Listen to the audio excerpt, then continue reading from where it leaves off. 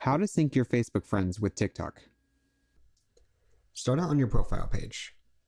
In the top right corner, tap on the icon with 3 horizontal lines, sometimes referred to as the hamburger icon. Here, tap on Settings and Privacy. On the Settings and Privacy page, tap on the second one down, which is Privacy.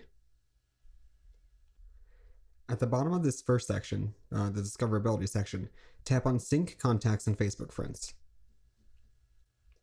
Now, all you have to do is toggle Sync Facebook Friends on. You'll need to sign into your Facebook account for this to work.